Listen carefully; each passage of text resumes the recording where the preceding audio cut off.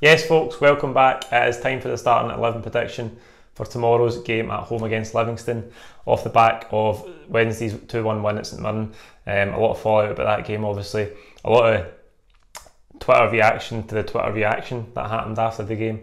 A lot of over-analysing going on. A lot of people disagreeing, but I think at the end of the day, we've just got to write it off. I mean, we got the 3 points, we didn't play well, there's no getting away for that. If we get to the end of the season, we've won the league, nobody will remember it. That goes without saying. We have those games over the course of a season.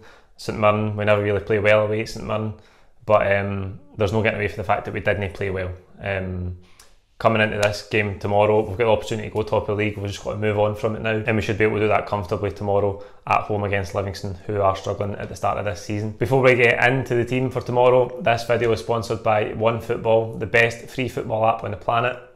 You can get line-up notifications as soon as the teams are announced on game day. That means you can find out how many I've got the starting 11 wrong by, which if it's anything like Wednesday, it'll be at least 4 or 5. You've got stats there, you can see the league table, you can see top goal scorers, you can see who's got the most assists, yellow cards, red cards, you name it. You get transfer news, all Celtic related news will appear on your news feed because you choose Celtic as your favourite team. Got a lovely section for done deals as well, and you can watch selected UEFA Champions League and UEFA Europa League qualifiers for free on the app. You can get the app wherever you get your apps on your phone. Click the link in the description of this video to download it, and let me know what you think of it. A lot of you have already started using it. A few comments coming in telling me how much you're enjoying it. So keep them coming, get involved and help support the channel as well. Going into Saturday, Livingston are currently sitting 11th in the table, joint bottom with Motherwell. 1 win, 2 draws and 4 defeats for their opening 7 games. So they're really struggling. They've obviously lost Lyndon Dykes, who was a big player for them up front, and it caused us problems in their away fixtures against them. But they're really struggling this season so far. I expect us to really attack them, and I expect to see a much better performance, like I said, than we had on Wednesday. To the team, I think Barkas will start in goals, obviously. We've seen changes to the back three the other night. Julian dropped out, Duffy, El Ahmed and Ayer started in the back three. Neil Lennon said today that Christopher Julian has got a strain, a knock that he picked up in training. I actually thought Julian was meant to start on Wednesday because it looked like they had put Greg Taylor's graphic over Julian's because you could see the top of Julian's head. Poor graphic design, but apart from that, I thought Julian was meant to start, so I don't know if he picked up a niggle earlier in the week or maybe in the warm-ups, I don't know. But if Julian is going to be out, if he missed Wednesday, Neil Lennon says he's got a knock today, I'm going to say that he's going to miss out tomorrow. So I think Beaton will come in, play at centre half, alongside Duffy in the middle and Ayer on the left-hand side. I think it's important, obviously Julian's got a knock, that's fine, but I think it's important that we bed in these partnerships in the defence. We've looked a little bit defensively shaky so far this season, and I think the quicker we get those partnerships playing together week in and week out and game in and game out, they can get to know each other and they'll get stronger and stronger. Right wing back, I'm going to go with Jeremy Frimpong. Came off the bench the other night after losing his place from the Ross County game. Greg Taylor played on the other side. Tomorrow I think James Forrest will go back to playing as that sort of left wing back role, same way it was against Ross County last weekend. We talked about it at length. I think everybody's really happy with that starting 11 against Ross County, and a lot of people thought there was maybe some unnecessary changes made to the team on Wednesday, but we have got a lot of games coming up. I just expect, being at home against a team really struggling this season, we should go back to playing our strongest team and try and put in a really good performance. So I'm going Frimpong right wing back, Forrest left wing back, into midfield Brown, McGregor, and in front of them Ryan Christie.